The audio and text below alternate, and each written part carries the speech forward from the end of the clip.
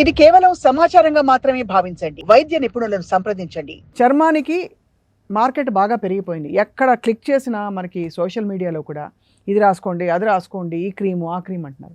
అసలు నిజానికి మౌలికంగా what is the best therapy for skin అండి? ఓకే, మెయిన్ మనకు స్కిన్ అనేది దాంట్లో ముఖ్యంగా మనకు ఆయుర్వేద ప్రకారం కూడా బ్రాజక పిత్తం అని ఒక పిత్తదోషం అనేది ఉంటుంది. అదే మనకు ఆ పిత్తదోషం అనేది స్కిన్ పై నుండి అదే మనకు స్కిన్ గ్లోక్ అనేది పనిచేస్తుంది. అయితే అన్నిటికీ మనకు ఒకే ట్రీట్మెంట్ అనేది ఉండదండి. దాంట్లో కూడా మనకు వాత దోషం ఎక్కువ ఉందా, పిత్తదోషం ఎక్కువ ఉందా, కఫదోషం ఎక్కువ ఉందా అనేది మనం గుర్తుపెట్టుకోవాలి. ఇప్పుడు సపోజ్ ఎవరికైనా సరే స్కిన్ అనేది ముఖ్యంగా వాత దోషం ఎక్కువ ఉంటే అది డ్రైనెస్ ఉంటుంది, అదేవిధంగా ముడతలు పడటం ఉంటుంది, మనం టచ్ చేస్తే రఫ్నెస్ ఉంటుంది. వీరు ముఖ్యంగా ఏవైనా సరే ఆయిల్ బేస్తో కూడినటువంటి క్రీములు వాడవలసి ఉంటుంది.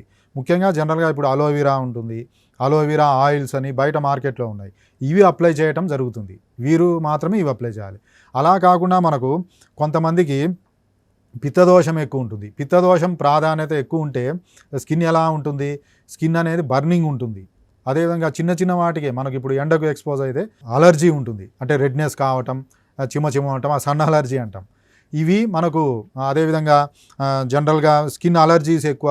నెక్స్ట్ ఇప్పుడు సపోజ్ ఎవరికైనా దోమ కుడితే అది వెళ్ళిపోతుంది, కానీ వాళ్ళకు దోమ కుడితే అది అలర్జీ అయ్యి పెద్ద మొత్తం అలర్జీగా స్ప్రెడ్ కావటం ఇవన్నీ ఉంటాయి. అదే కఫదోషం వచ్చిన వారికి ఏంటంటే ఎక్కువ ఆయిలీనెస్ ఎక్కువ ఉంటుంది. పట్టుకుని వాళ్ళకి ఏంటంటే వేసవి కాలంలో కూడా మనం స్కిన్ టచ్ చేస్తే చల్లగా ఉంటుంది.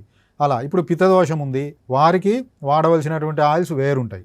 సపోజ్ ఇప్పుడు పిత్తదోషం ఎక్కువ ఉంది, స్కిన్ అలర్జీ, వాళ్ళ స్కిన్ అలర్జీ వల్ల గ్లో తగ్గుతుంది, వారికి వేరేటి ఏంటి, ఇప్పుడు చందనాది తైలం అని ఉంటుంది. ఇప్పుడు చందనము, అదేవిధంగా వట్టివేర్లు, గంధము, శాండిల్, వీటితో చేసినటువంటి ఆయిల్స్ వాడాలి.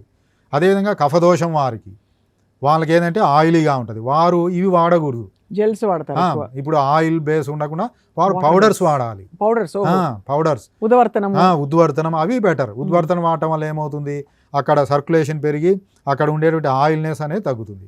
ఇప్పుడు మా దగ్గరకు వచ్చే పేషెంట్స్ కూడా అదే అండి, ఎక్కువ ఈ ఫేస్ క్రీమ్స్, ఫేషియల్స్ వస్తారు. ఇప్పుడు ఎక్కువ ఆయిల్ ఫేస్ ఉన్న వారికి ముఖ్యంగా ఆయిల్తో తయారైనటువంటి మెడిసిన్స్ వాడటం ద్వారా వారికి ఇంకా సమస్య పెరుగుతుంది, పింపుల్స్ కానీ అవన్నీ పెరుగుతాయి.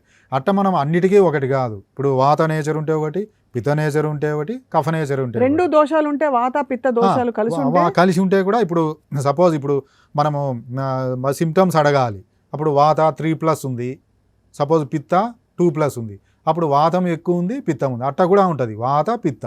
అంటే ఫస్ట్ మనం ఏదైతే ఎక్కువ ఉందో అట్ట వాత పిత్తాన్ని తగ్గించే ఆయిల్స్ ఉంటాయి.